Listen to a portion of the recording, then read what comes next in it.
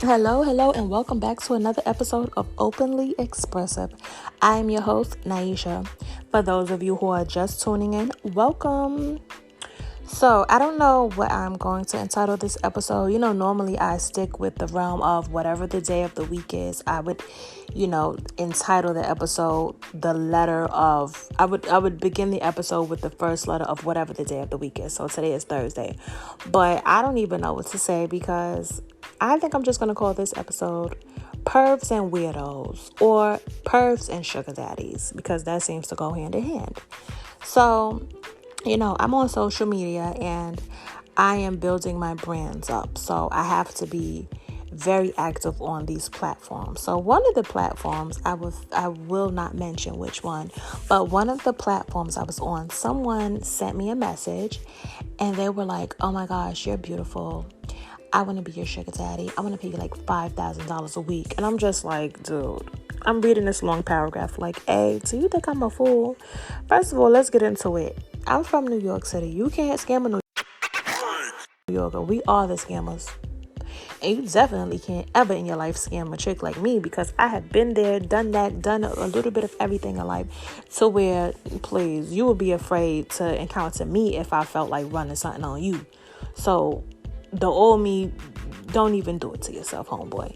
But anyway, so he presented himself as an older Caucasian gentleman.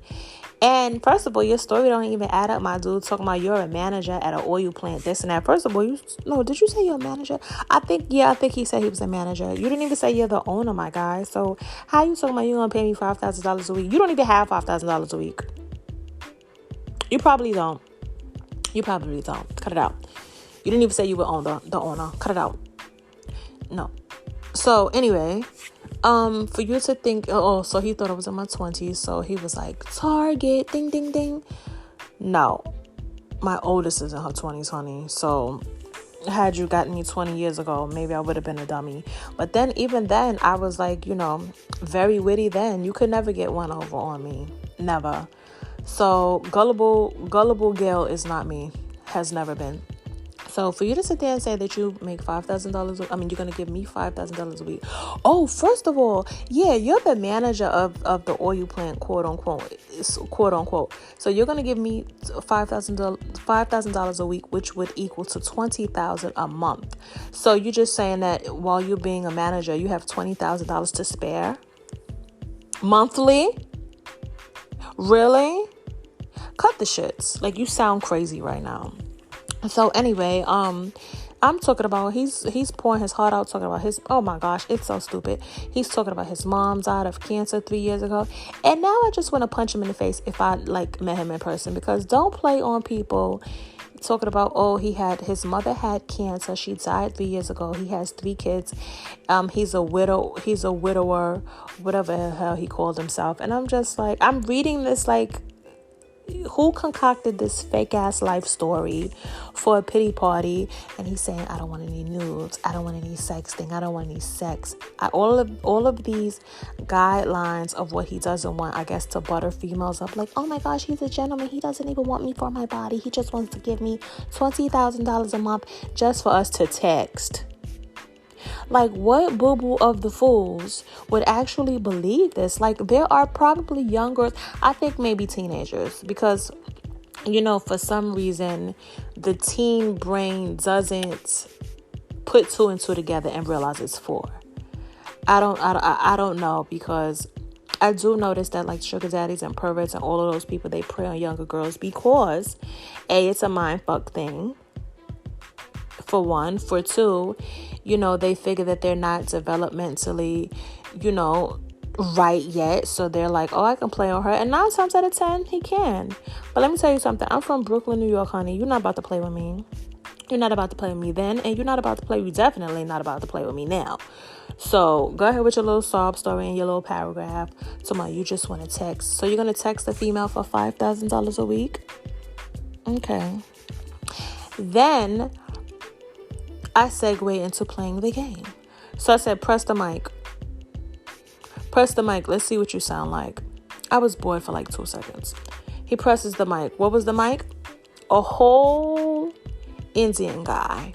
A younger Indian guy. So I read him for filth. I read him for filth. Because you know what? I don't like scammers, and I don't like perverts. And I already knew that it was some weirdoism going on. Because let's be for real. And first of all, since 2020 has came and left, the weirdoism, the pervert nations, the scamations, all of those things have been heightened to the highest of heights. And it's so bizarre. Like, are you not taking your meds? Not shading anyone who's on meds, because, honey, I used to be on some too. Okay? My anxiety was a bitch. I'm not even gonna lie about it. And I was depressed and all this other stuff. You know, the whole mental illness factor that it seems to be going rampant through the world. I fell victim of that as well in life. So, you know, to be candid and transparent here, like, let's get into it. I'm gonna be open about it. I think that we all face some things in life that need to be handled. So for you to even want to be a damn sugar daddy, you have a mental issue. If like you're a real sugar daddy, you have a mental issue because you want to prey on somebody younger. You want to take care of somebody. Take care of your damn kids. Take care of your kids. Get you a whole wife. Take care of your wife. Oh, that just pissed me off. I swear, you guys, when things are all settled and done, I gotta get into it, and I will give you a story time about this whole sugar daddy shit. And don't think that it's always a old ass man, because sometimes there are people that are actually the same exact age, and he's just so damn insecure, and in order for him to feel adequate in life, he dishes out his hard-earned money instead of just to his family. He dishes it out to a whole plethora of raggedy bum bitches who needs money, and the only reason why they have sex with him is because they want the bread. Did you hear the tone in that? Did you hear the undertone? Hint, hint. Okay. So it's not always a freaking older guy who's a pervert, and I don't give a damn how old you are. You're a pervert to me if you just prey on sex and then you want to pay for it. Because let's get into it. If you paying for sex, I don't give a damn if you paid for it and you put it on a nightstand after it happened, or you paid for it via trips or whatever, or she want her rent paid, or she just hitting you up for some bread. I can't wait to get into this story time when the dust settles, my friends. Okay? I had to take a breath on that, because, you know, sometimes, you know how sometimes you can talk about something and it has nothing to do with you, but then it resonates something within you because it triggered something that has happened in your past or maybe even your present, and it just triggers you and you just veer far left. You veer far left, okay? So let me reel myself back. So, perverts and sugar daddies. Now, I'm not saying that they don't exist, because let's be for real, I had 3 in my lifetime. 2 when I was 14. One was a guy, a panhandler, or whatever he was. He has little, girl, guy, whoever I'm talking to, whoever's listening right now, I couldn't even tell you what he sold, honestly. I just know that he sold items on the street. He had his little table. I never even cared to see what it was.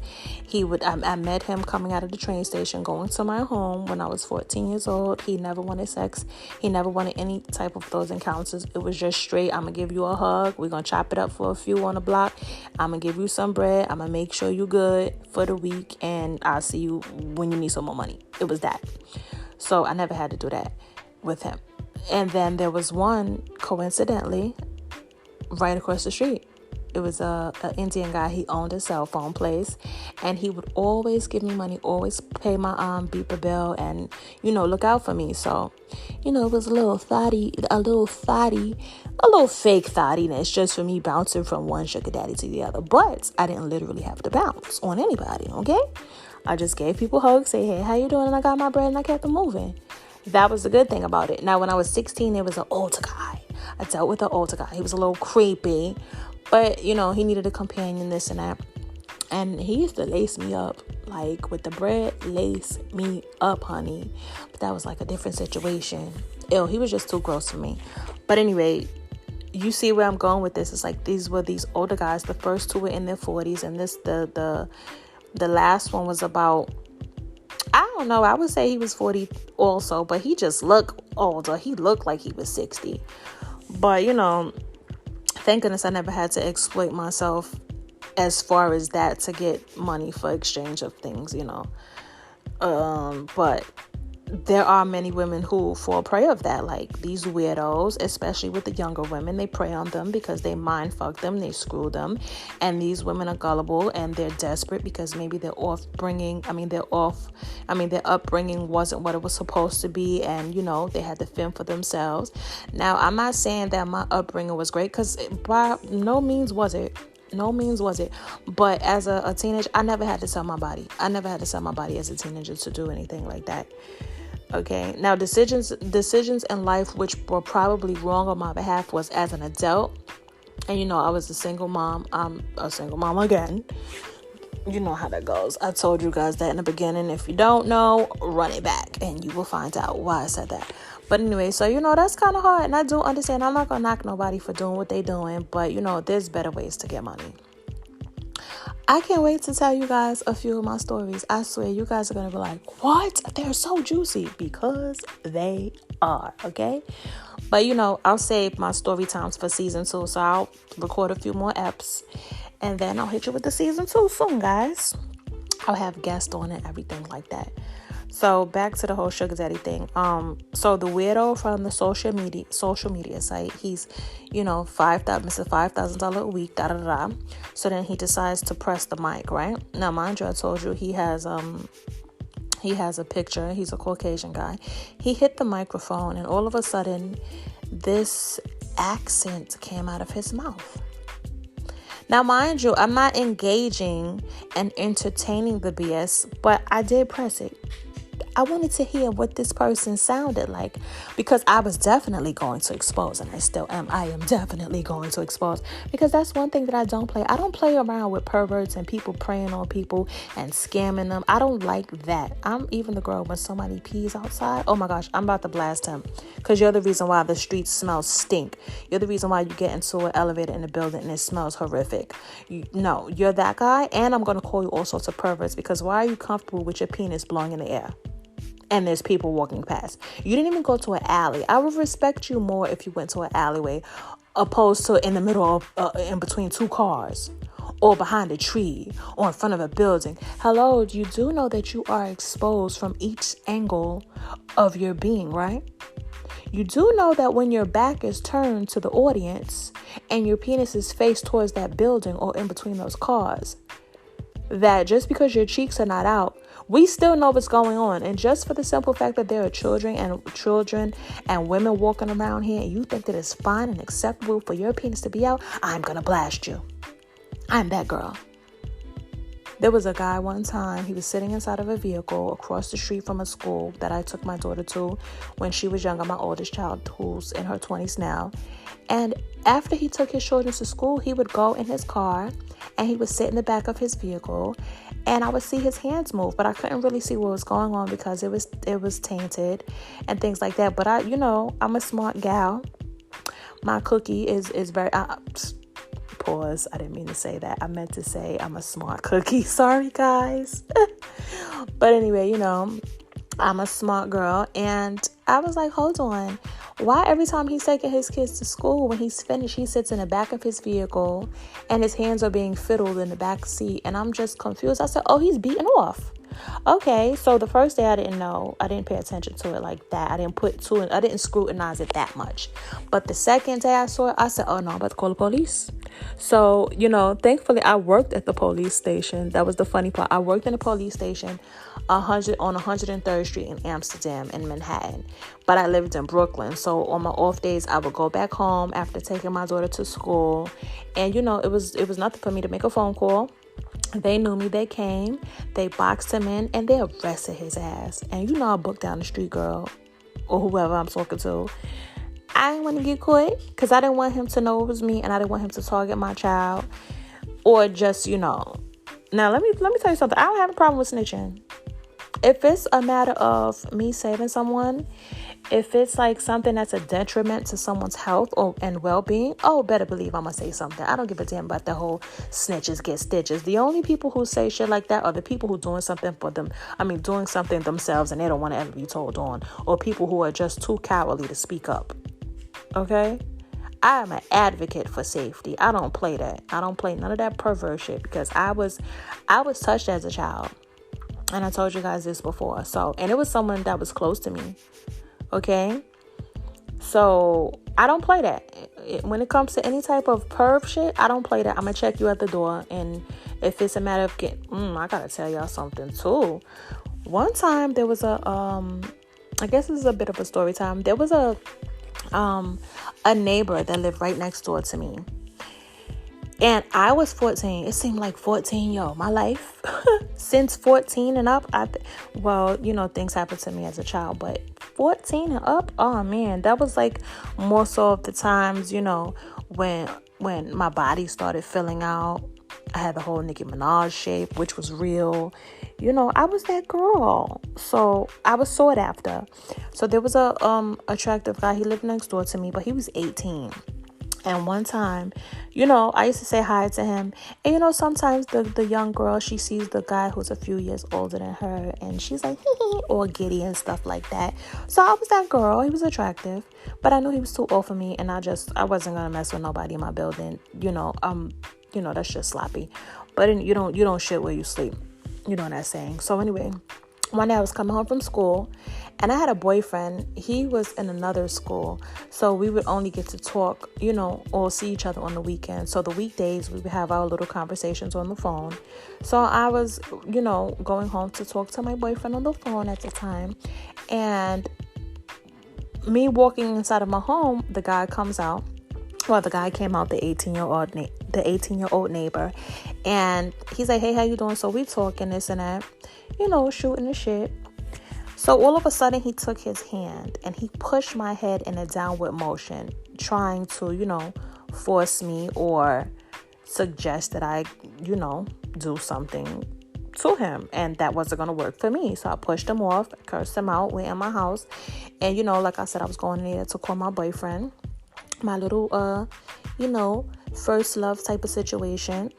So I go in there to call my boyfriend and I told him what happened. And I said, please don't tell my mom, because my mom always told me if someone ever touched me, God forbid, she is going to jail. So when that happened to me, when I was a little girl, when I got touched by someone close to me, I didn't tell my mom until I was 22 because I didn't want my mom to go to jail. So it was just like I was protecting her while not protecting myself, So I didn't want to tell her because I know how she is. Or was. So I told him in confidence. I'm like, don't tell my mom, please. Oh my gosh, I went to school the next day. He told my mom. So I came home the next day. And when I got home, there were officers in my house. Plainclothes police officers. And they started questioning the hell out of me. And I'm like, oh my gosh, he told. I know he told because I didn't tell anyone else. They went right next door. All they did, it was basically he said, she said, and they believed me because they felt I was accurate in what I was telling them. And I really didn't want to get the guy in trouble, especially we were cool. It was weird what he did. And, I got a whole bunch of weird ass stories in life. But this is perv session because I hate pervs. I hate fucking pervs. So I despise them. So they knocked on his door and they arrested him. And from then on out, now his mom had a mental issue, like on some straight jacket type mental issue, not the normal wear and tear of the mental. It was like she needed to be certified again because she once was, her and her twin sister. So I was like, oh my gosh. So they arrested him and he was told to stay away from me, this and that. He got out and we had to stay away from each other, this and that. So the woman had it out for my mom. One day she knocked on the door, 3:00 in the morning, and she was crazy. So she knocked on I don't want to say crazy. She knocked on the door. My mom crept to the door like, who the hell is knocking at the door 3:00 in the morning? And she said she saw the woman walking back and forth. And she's like, I'm going to act real normal. And when she come out, I'm going to get her. So she wanted to harm my mom just for the simple fact that my mom had her son locked up. So I didn't want those problems, that's why I didn't tell my mom. Once again, I was trying to protect my mother.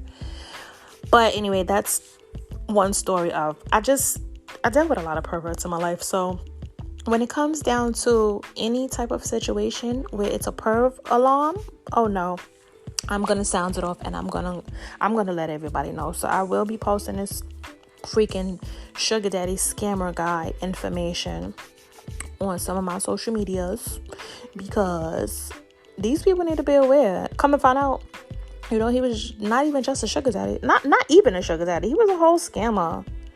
Like, And I've been scammed before at a freaking apartment. Like, I've given money. I'll get into story times about that too. I mean, not completely got out of the money, but I just, from here on out, guys, just know I hate perverts. I hate liars. I hate scammers. I hate cheaters. I really do, because it's unnecessary. And that goes for cheaters in all aspects of life. I hate it in relationships. I hate it in cheating someone out of their money, out of their whatever it is. I don't like for someone to tamper with someone's being. Especially a person like me who is trying to work on themselves day to day, and I try to stay away from all negative minded people, because you are the company you keep, and the people that are around you, they can kind of determine the outcome of certain shit. And I've been encountered with so many raggedy people in life, so where I've gotten myself into things that I should not have. Even down to me, let's be honest, even down to me losing my virginity. That wasn't supposed to even go down like that, because I kept the wrong company. And a lot of things happen when you are younger. When you are younger, you keep the wrong company. And, it is true when they say that your mind is not fully developed, I think, until you're 25. Because before 25, you make the dumbest decisions in your life. And the sad part is when you are 30 and up and you still making dumbass decisions. When you are eligible, I'm not even going to say eligible, but when you are still making dumbass decisions past your 30s, I'm not even going to lie, I'm guilty of it. But, those are just things that I despise, and I'm going to blow the whistle at all times. So this episode, guys, was just to have my little rant of perverts and sugar daddies. Okay? Ew, they despise me. They are disgusting. And stop preying on younger women, you losers. Get a fucking wife. And take care of your kids, you bums. I don't care. When I say bums, I don't even talk about homeless people. I be saying bums. Like, if you're doing some off the wall shit that you don't need to be doing, I'm gonna classify you as a bum. I call you a bum. You're a bum. Get it together. You're a bum. I don't like that. So anyway, guys, I'm back. I got my car back. I think I told y'all that. Yeah, I did. I'm quite sure I did. I don't know. But I got my car back. And I haven't even been in it so long to the point that I don't even be wanting to drive no more. I used to run the streets every single day, run errands, do business things, take care of business matters and all of this other stuff. But I haven't even driven my car in close to a month, if not that. And it's just whatever. But I am grateful to have one, because let me tell you, when I didn't have it, oh my gosh, I was like, damn, this is what it's like to be having to walk every day somewhere. Even though I was that girl before I had a car. But sometimes we get spoiled in things. Okay, guys, that was my little rant for the day. Thank you for listening. And until I chat again. And like I told you, season 2 will be soon. I'm going to, knock out a few more episodes. I don't want to just keep cramming you guys with episodes that are blah, blah. I don't want to bore you. So, I come up with different topics, and as things happen, I might just randomly record something like I did today. If something grinds my gears, irks my nerves, I will most definitely let you guys know about it. So, guys, look forward to season 2. I will have guests and a lot more story times, more in-depth story times. So I thank you guys for listening. I love you, loyals. And to you newbies, welcome, and hope to have you back. Bye, guys.